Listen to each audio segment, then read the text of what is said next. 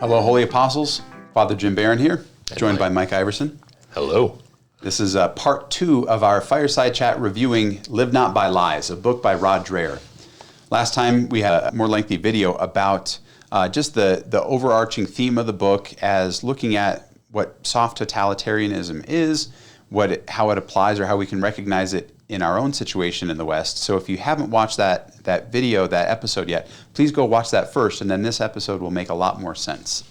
Just a brief review, but the first half of the book, part 1, is under the title Understanding Soft Totalitarianism as opposed to a hard totalitarianism with guns and cattle cars and barking dogs and things that are more a force application of this ideological way of thinking. A soft totalitarianism is just making it pervade every element of our lives, from what we watch to what we listen to what we read to how we buy and our consuming habits, and it's sort of political only after the fact, or politics aren't directly exercised. It's sort of in everything else we do. And it's expressed in what I call the unholy trinity of the combination of certainly a political agenda, but manifest in woke capitalism, or sort of the corporate monolith in America that influences our spending habits and a lot of our technology. And then also media. Media is seen through not only the news and how much news we take in, how much of a part of our lives that is, but just the homogenization of news into just kind of, again, one thought that dominates a number of different ways that people take in. So whether it's Twitter and Facebook and other social media accounts, that becomes a vehicle for this ideology to kind of come into our lives. So anyway, that's just a brief overview of sort of how soft totalitarianism influences our lives. And that whole first episode is more about that. Did I miss anything? I don't think so. I think that's a good summary. Okay, wonderful. Well, the second part of the book is called How to Live in the Truth. So not only does Dreher try to give an accurate diagnosis of what's going on, how we got where we are, giving a name to the anxieties and that people feel, he wants to recommend some ideas and solutions for how do we as Christians navigate this. And he looks at other people who have done this in the past. He begins the book with talking to people who survived Soviet totalitarianism in Poland, in the Czech Republic, in Russia, and the Ukraine, and trying to learn how did they manage to survive it. Mm-hmm. He wants to, in the first part, draw our attention to the fact that they survived a totalitarian regime, and they're starting to be worried about what they're witnessing in America and in the West. And they want us to pay attention to that too, because they know what it looks like and they've been through it. But he's trying to draw from examples of those folks who have been through it and how we can adapt some of those solutions for ourselves. And the whole idea of this second part, how to live in the truth, it's the response to the title of the book, Live Not by Lies. That's a phrase by Alexander Solzhenitsyn, who wrote the epic series Gulag Archipelago, where it's about the whole Soviet system and how ridiculous it was, and how it really was successful because it got people to live in a lie. The great lies of that ideology, and every lie that it got people to buy into was a greater success, a triumph of that particular way of thinking. He is also borrowing from a dissident in Czechoslovakia, Václav Havel, who wrote an essay called The Power of the Powerless. And he says the greatest thing that we can do to resist such a totalitarian regime, which is based on lies, is to decide to live in the truth, to intentionally live according to the truth, and make that the lodestar of our lives, no matter the cost. Because it's the totalitarian regime that wants to get us to sort of buy in by convenient and even useful lies, to decide that we are going to embrace every form of suffering that will come with living in the truth, because that's not only so much better for us as human beings, it's also the only hope that a civilization has to be able to survive these kinds of political onslaughts. So let me pause. Mike, what are your thoughts so far? Yes. It's so... I think this soft totalitarianism is so evident and so present in our society that even if we make a conscious effort to not be a part of it, it still has influence on us, and we still, even as committed devout Catholics, we still inherently, by living in our culture, have taken on some of those traits, and some of those habits reflect this totalitarianism of convenience, if you will. And didn't Havel, didn't he become the prime minister of the free Czech Republic after the Velvet Revolution? President or prime minister? Yeah, I'm not sure. I don't remember which. One of the foremost leaders of it. Yeah. So I love how we hear these people's stories, because they're not folks who just survived this totalitarian regime, but they also thrived within it. So if we're wanting to do the same, which I certainly do for myself and for my family and for all of us here at Holy Apostles, we want to thrive in the midst of this totalitarian influence. Listening to these stories and living in a way where we identify the problem and then we can act accordingly is really, really important. Mm-hmm. And connecting it as Christians too. It's the whole Christian life is meant to be a process of conversion that's rooted in one initial act of conversion that is a choice for Christ. Mm-hmm. We're not Catholic just because that's how we were raised. I mean, certainly that's how many of us came into it, but there has to be a point where we decide to become a disciple of Jesus Christ. And this is another way of putting Rod Dreher's point, or Havel's point, or Solzhenitsyn's point. Mm-hmm. To live in the truth means to live in Jesus Christ. Right. And to live in Jesus Christ means to live in the truth, regardless of the cost. And there is a cost to discipleship. But I want to start out by putting it in the framework that Dreher borrows from Havel. As he was writing in that essay, The Power of the Powerless, he gives the example of a greengrocer, a grocery store owner, a little market corner shop owner in the Soviet-occupied Czechoslovakia. People would just put out in their window, "Workers of the world, unite." And this was a sign, sort of a virtue signaling, if you will, that they were part of the system. And even if they didn't believe it, people would still do it. And that lie that they would participate in, if enough shops did it, then you would stand out if you didn't. And so he says, imagine that one day something in our greengrocer snaps, and he stops putting up the slogans merely to ingratiate himself. He stops voting in elections he knows are a farce. He begins to say what he really thinks at political meetings, and he even finds the strength in himself to express solidarity with those whom his conscience commands him to support. In this revolt, the greengrocer steps out of living within the lie. He rejects the ritual and breaks the rules of the game. He discovers once more his suppressed identity and dignity. He gives his freedom a concrete significance. His revolt is an attempt to live within the truth. And I love that image of the game. Every game requires players to play it. Right. And it's only a game if people are willing to play it. So he goes on to quote, "By breaking the rules of the game, he has disrupted the game as such. He has exposed it as a mere game. He has shattered the world of appearances, the fundamental pillar of the system." That idea is so important. A lot of times, in the name of the essay suggests it, we feel helpless, powerless. What can I do when it seems the world has become so crazy? This is the first thing we can do. Absolutely. And it's something that nobody else can do for us. Yeah. Is to decide to live this way. Yeah. A quote from one of the survivors of this Soviet totalitarian regime that he quotes in the book here. She says that we live in a world of lies, whether we want to or not, but we should not accommodate to it. And if our soul is free, then your thoughts are free, and then your words are going to be free. So our assent or our dissent to this totalitarian regime, this totalitarian thought that we're encountering in 21st century America, really comes down to an issue of our souls. It comes down to, are we going to adopt this, or are we going to reject this? And if we reject it, there's nothing anyone can do to force it upon us in our innermost being.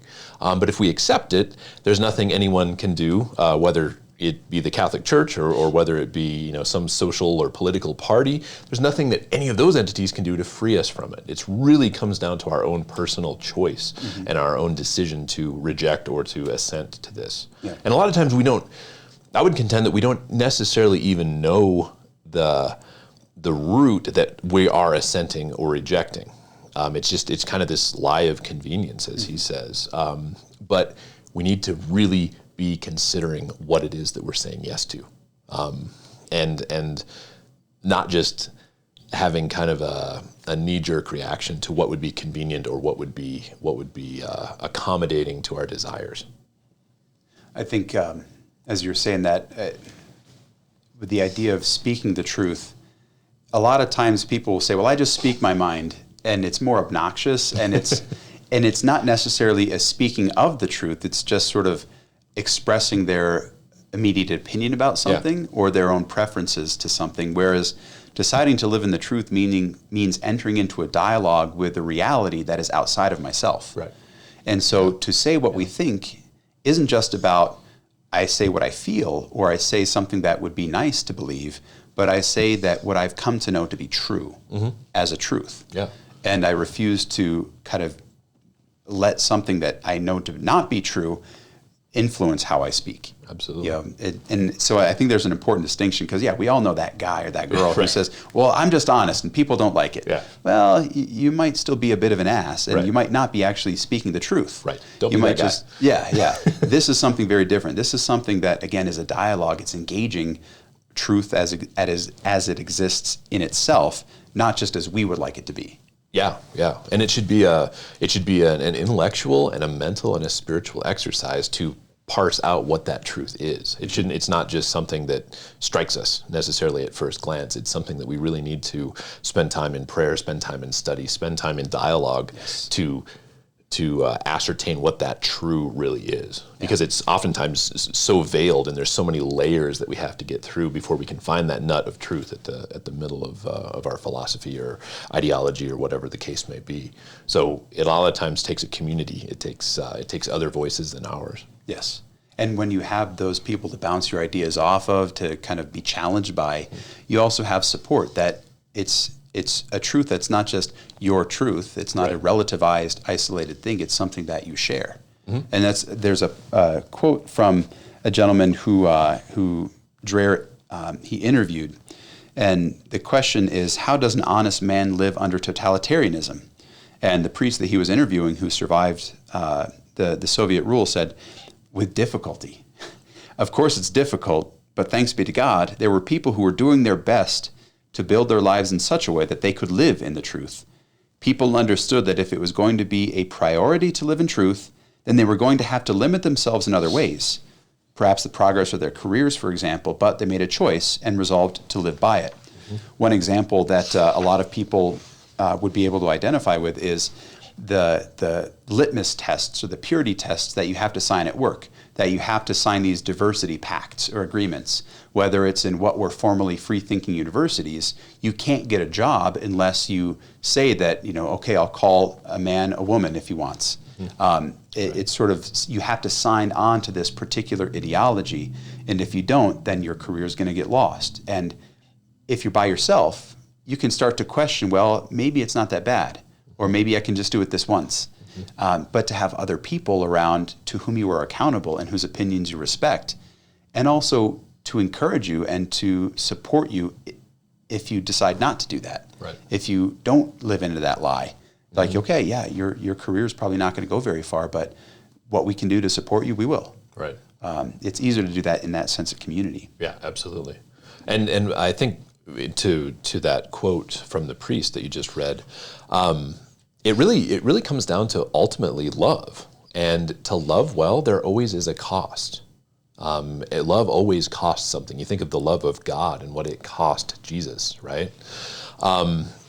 This truly loving God and loving our neighbor and not living in this world of lies is going to have a cost, unequivocally. And that cost can oftentimes be too great to bear on our own. It's something that we need to be living into community, which is how we see these folks in former Czechoslovakia or in the Ukraine or in Russia. That's how they survived it, is through the building of community. And that's so contrary to our 21st century American individualism of I don't need anything but me. Yeah, absolutely.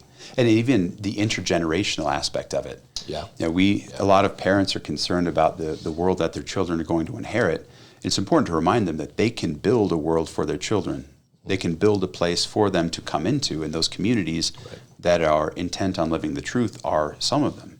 That's the world in which we can create sort of a parallel structure, if you will, for our children to be raised in. Yeah. And it's a healthy environment. How wonderful it is for kids to be raised not so dependent on gadgets and devices and shows and things like that.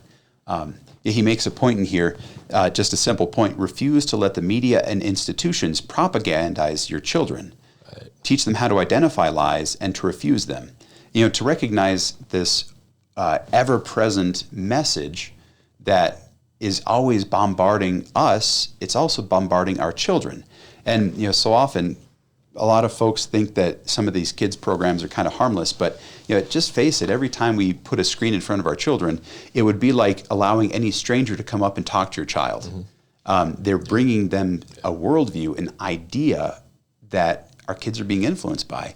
And so on the one hand, not only the hot button issues of like gender ideology and homosexuality and all these other things that are very much intentionally woven into the media that our kids are exposed to, but even just the expectations of what we can expect out of life. Right. I think I've noticed that being raised in the generation of sitcoms, we kind of want things to be resolved quickly. Yeah. Every sitcom had a nice kind of bow at the end, and that sort of affects what we expect life to present to us. If this can't have a resolution where everybody just sort of feels good at the end, and that may not be directly influenced by sitcoms, but I think in some ways our happily ever after, half-hour, hour shows, 2-hour movies, where everything kind of resolves itself, has led us to false expectations of what reality is. Yeah. Things don't resolve that quickly or that neatly. Right. Yeah. Absolutely.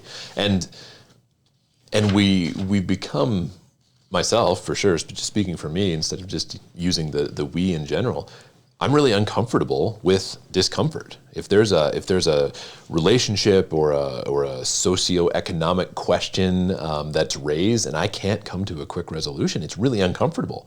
And I don't want that discomfort, right? I want things to be easy. I want things to be tidy, as you said, in kind of the sitcom-esque 28 minutes or whatever. I want it to be done and resolved and move on to the next thing. And that just simply isn't an expectation that we can authentically have when we're in interpersonal relationships, because it takes time and it takes effort and it takes work to thrive in those relationships, particularly with our kids. We can't just say, "Hey, here, watch this episode of Arthur, and then you'll have a better outlook on life." Yeah. That's not a realistic expectation. Don't let the TV raise your kids. Right. Yeah. I think another danger or something that we have to be aware of is how the media we consume influences our memory. I mean, just the fact of consumption really diminishes our capacity to remember things as a rule. Right. I always remember my grandparents calling it the boob tube. Like it just makes you, it just kind of dumbs you down a bit. But not even that, the physical, the neurological effects of it, but even what we watch and how it's presented. I love a good historical drama, and there are a lot of very popular historical dramas on TV, Netflix and Amazon Prime and Hulu and all that, very popular. But they're presented in such a way that they're really kind of feeding us modern morality. Yeah. And we can't understand the past because we don't necessarily have a cultural memory of what that looks like. Yeah. And so not only are we influenced by sort of messages that are woven into what we watch, but there's sort of a gap, a chasm. We can't access really what it was like in some time, not just because of its historical remoteness, but because we've just become so fixed in a modern way of looking at things. Yeah. And that's not good either, because this great quote that Dreher includes from the book 1984, he says, "Who controls the past controls the future. Right. Who controls the present controls the past." And so a lot of these past historical things are represented, nuanced, in a lot of ways out of the ideology of equality. And nothing against different ethnic actors, but you see a particular period piece from a time in Europe when it would have been predominantly Caucasians, white people, and it's you've got your token characters of different either races or sexual preferences. Right. And they're kind of trying to modernize a historical thing. And so in some ways it stops being a historical drama. The past is filtered through a modern interpretation even. Right. And that's, I think, also dangerous in its own way. Well, absolutely, because I would contend that we lose the story of who we truly are. And the story of who we truly are as our people, whatever our people may be, and our people collectively in Christ through the Catholic Church, we lose the story of who we are because everything is being recreated through this modern lens. And it's absolutely destructive to what our true ethnicity and what our true identity in Christ as a Catholic is and are. Does that mean everything from our past is perfect and that we approve of it and canonize it? Absolutely not, but we learn from it, right? And if we sterilize it, we miss those opportunities to learn from the foibles of the past, and that's a terrible thing. To sterilize and to edit the past in such a way that we forget that no, bad things have happened and great things have happened, and we are who we are collectively as a result of that. Yeah. That's a grave sin against humanity, I would contend. I think so, and I think it's increasingly dangerous. We really think so one-dimensionally anymore, where a person is either good or bad. Right. And here in confessions, meeting all sorts of people of all different walks of life, everybody's got good within them. Everybody's is capable of bad. Mm-hmm. There's something redeemable about every human being, no matter how much of a scoundrel they may act like. But even the most perfect of people can still fall. They can still commit atrocities. Right. And even people who they wrestle with their weakness, they may strive. If they fall once, we tend to just write them off for good. Right. And that whole culture of guilty until proven innocent, and even if you're proven innocent, you're still guilty. Right. Like it's just part of that one-dimensional thinking, which is so unfortunate. But I think it's part of this ideology that we are the pure, the enlightened ones, and if you're not among us, then you're among the great unwashed. Right. Yeah. Right. If you don't think like we do, you're either dumb or evil. Or evil dumb. Yeah, Wasn't that a movie? Evil dumb? No, I don't think so.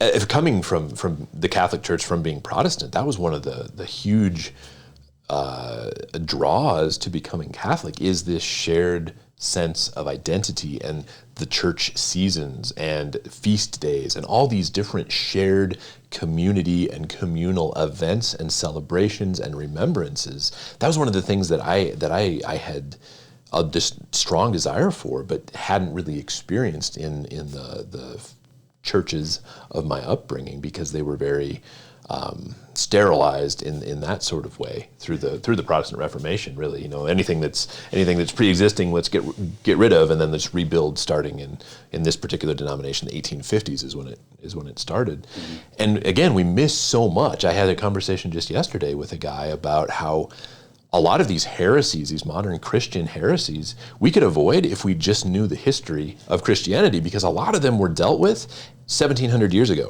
or 1,600 years ago, and there was a consensus and an orthodox stance and declaration made at that point, but we don't know enough to even know the history of the church and how we got to where we are. So we're just recreating and just playing with the same broken toys that we did 1,800 years ago. Yeah.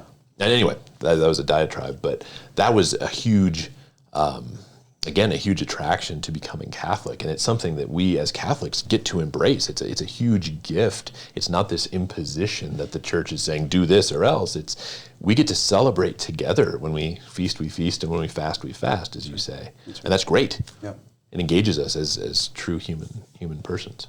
And there's room for imperfection. Yeah. I think there's been about 1,000-year period of sort of periodic pushes for reformation, and there needs to be reformation and kind of always purification, but sort of, again, this idea of creating heaven on earth and a pure church that is only occupied by the perfect. The different efforts of reform tend to have that, but then the puritanical movements of having no room for faults or sin, as if like the purity of your faith was demonstrated by the perfection of your life. Mm-hmm. And there's no room, again, to account for human weaknesses and failures. But I think that the basic point is authentic memory doesn't mean that we again, canonize or think that everything in the past was necessary, even the bad things were necessary to get where we are. It just recognizes the truth of where we've come from. Yeah. And if we ignore that, we ignore it to our peril. We embrace the things of the past as a given so that we can learn from it, and also, both the bad lessons and the good lessons. And it also helps us to orient ourselves to where we are. I just want to close this section with a quote he includes from Cicero. Love Cicero, great ancient Roman orator. He said, "Not to know what happened before you were born is to remain a child forever." Yeah. So remember and know where we come from. And that will help save us from being victims of people who just want to lead us by the nose today. Right. In the exact same thing, but we just didn't know about it. Yeah.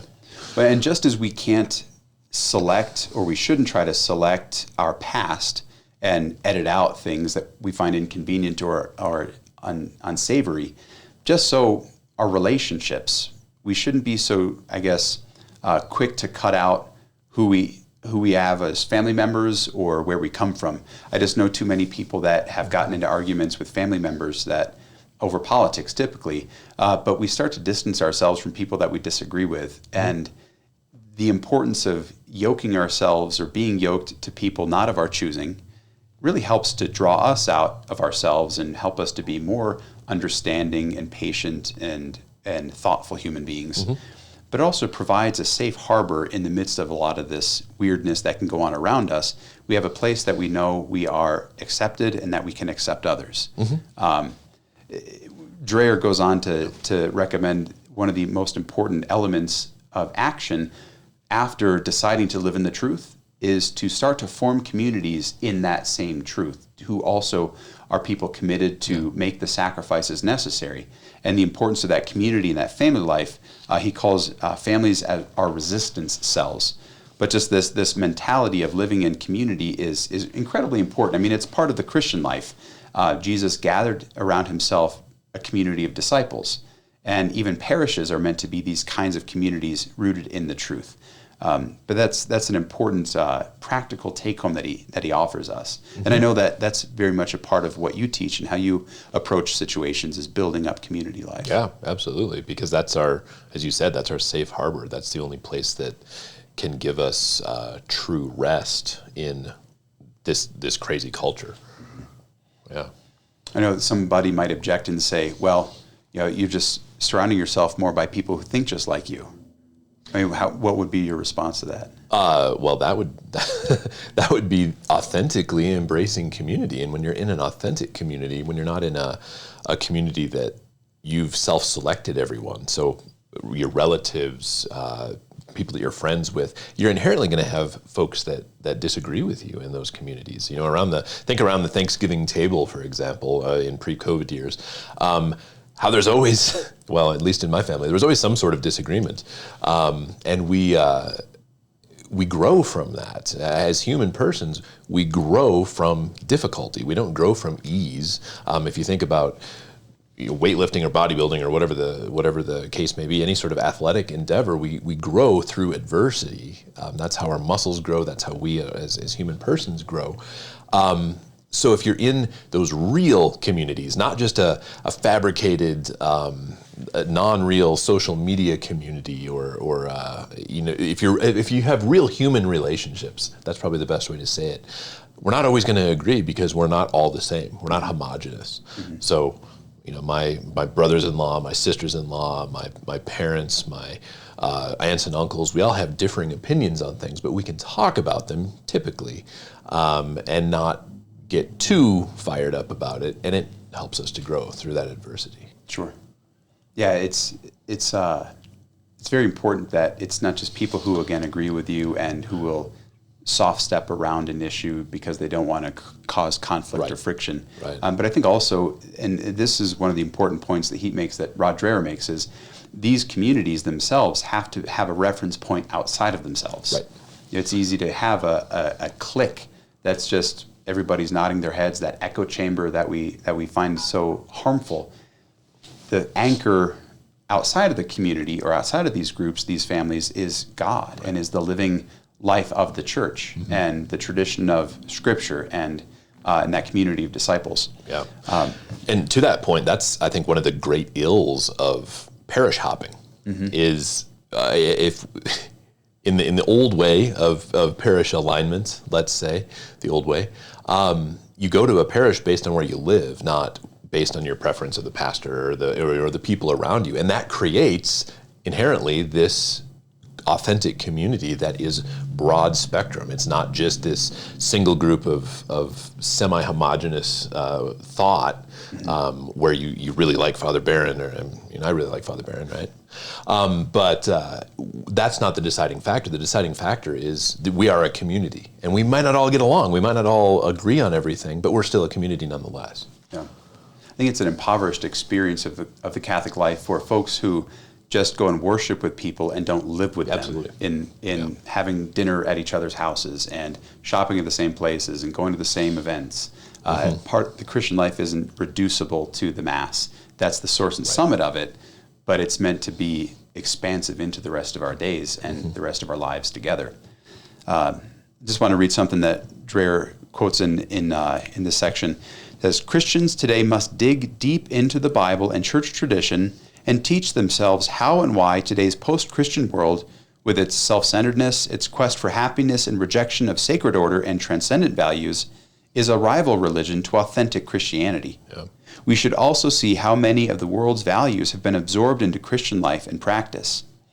This is a way that people can set out together in pursuit of truth and to recognize some of the threats that come into our own personal lives and our hearts and within our family dynamics and communities, but again, to bounce ideas off of each other and to perhaps have your attention brought to something that you never thought about before. This is all a good thing. This is what the Christian community is meant to do. And it's a great way to create these safe harbors as we navigate the chaos of the world and that's potential, the rising of soft totalitarianism. Right. But with that, it's not just the community, it's really a community of communities. You have to start somewhere, and you have to start with your family and with the people that are around you that have made that decision to live in the truth together. But then you stand in solidarity with those other groups across the board, and that's this next chapter that he speaks about standing in solidarity. Right. Solidarity is best expressed as sort of having common conviction and purpose with other people, and that you will arrange your lives to honor that commitment to one another. It really does influence not just our convictions. Our convictions really mean nothing if they're not brought out into how we act. Right. And solidarity is a manifestation of those convictions that we share. Yeah. But he begins that chapter quoting Solzhenitsyn again. He says, "Now for the first time, you were about to see people who were not your enemies. Now for the first time, you were about to see others who were alive, who were traveling your road, and whom you could join to yourself with the joyous word, we." Now, this is an idea that we can understand when we see other people who share our convictions and choose to live them out. Solzhenitsyn that quote is from when he first went into the gulag, into his prison cell, that he saw other people that had the same conviction, and they had proved it by the fact that they were in jail for it. And that solidarity it means nothing unless it's manifest in our actions, and sometimes our actions will have consequences. Absolutely. Okay. Yeah. Don't you think those consequences would be easier to bear in a community? Absolutely. Yeah. I mean, it's a lonely, hard road when you're the only person fighting for a cause.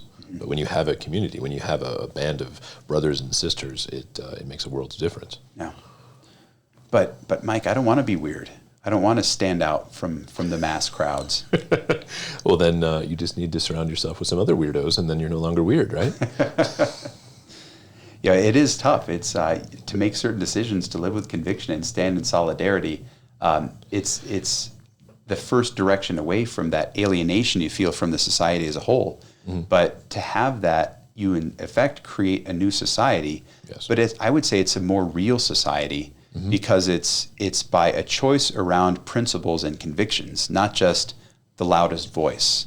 It's not just sort of following the easiest trend or the path of least resistance. Right. And I agree completely. And I think the thing that so many of us, we shy away from with that sort of conviction is that it's going to involve suffering of some sort. But that's not a bad thing.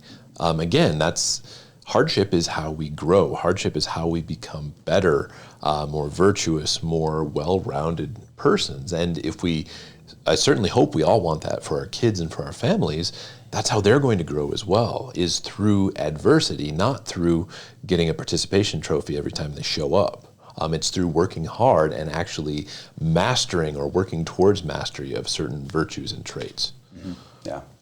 I like what Chesterton says about any dead thing can float downstream. It takes something alive to swim against the current. Right. But that's what Christianity is meant to produce, is Christians who are fully alive. Mm-hmm. That was how the ancient pagans described Christians, the living ones. Right. Right. I want your thoughts on this quote that he quotes from one of the people he was interviewing. It was a Baptist pastor, when he says, "Christianity has become a secondary foundation in people's lives, not the main foundation. Now it's all about career, material success, and one's standing in society. In these small groups, when people were meeting back then, meaning back under Soviet occupation, the center was Christ, and his word was what was being read and being interpreted as applicable to your own life. What am I supposed to do as a Christian? What am I doing as a Christian? I, together with my brothers, was checking my own Christianity." Mm-hmm. Mm-hmm. Yeah, I think, first of all, it's certainly not the first time I've heard about the juxtaposition between the authentic Christianity that survived and thrived in totalitarian regimes versus the passive, convenient Christianity that a lot of us experience in the West, where we're free to choose whatever. We're free to worship. We're free to choose Pepsi or Coke. We have all these choices, but the authenticity and the gravitas of these decisions seems to kind of go by the wayside. So I've heard a number of times that people have lamented actually these totalitarian lifestyles. Not because they were good, but because it forced them, it compelled them to be authentic in their Christianity, to be authentic in their faith. And I think that, we certainly I don't want a totalitarian regime to force me to be a better Christian. I want to do that on my own. But it is going to take work, and it's going to take a concerted effort on my part, and me personally. I have to make that decision myself, and then I have to teach and lead all those in my sphere of influence, whether it be my wife or my kids or people that I'm teaching, people that I'm friends with. I have to A, want that enough to be convicted myself, and then B, be able to articulate that well as to why someone should follow this truly authentic Christianity. Yeah. Otherwise, I'm afraid that we're going to kind of be forced into the totalitarian option in that. I want it because it's the right thing. I want it because it's virtuous. I want it because it's ultimately the best end possible for me as a human, is to follow God authentically in a community. Our goal as Catholics should be to get to heaven and bring as many people along with us as possible. Yeah, yeah.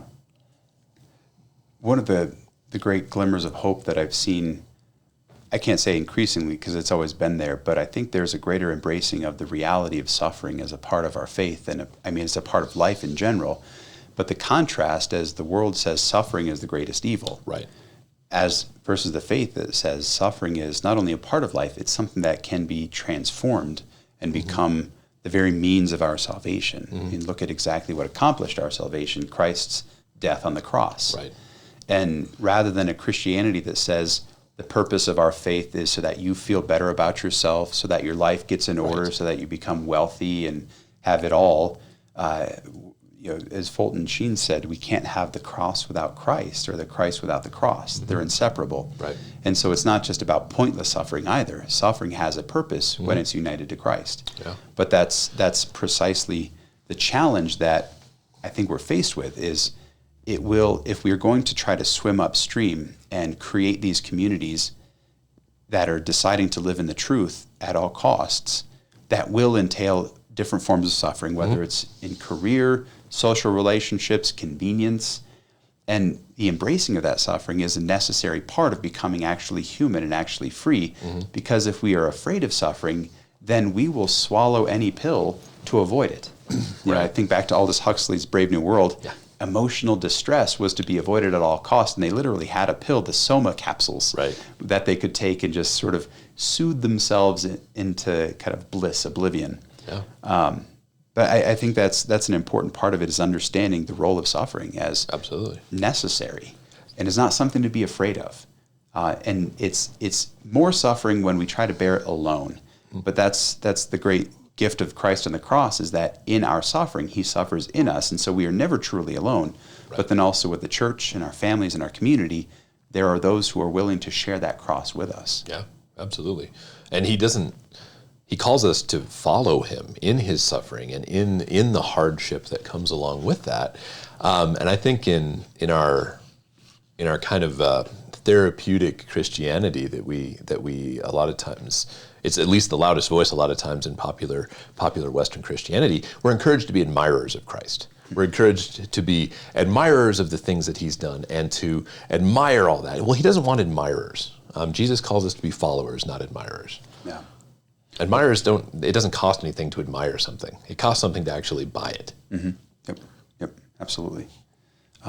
There was a quote that you had about, that you found about being a savage. Yeah, so it's in reference to John the Savage in Aldous Huxley's Brave New World. So John is this savage who doesn't take the soma capsules. He's not numbed into complacency, and he embraces his emotions, and he says that he wants to live. That's kind of his swan song in Brave New World. He wants to live, and he doesn't care what the consequences are, because he doesn't want to be drugged into submission. And so then Dreher says that to be authentically Christian is also to declare oneself a kind of savage, like John, in today's culture, even within the culture of the church. It requires standing foursquare against much of popular Christianity, which has become a shallow self-help cult whose chief aim is not to cultivate authentic discipleship, but rather to rout out personal anxieties. And how that sells, right? Because we don't want to be uncomfortable. Mm-hmm. So many of our Christian tendencies are to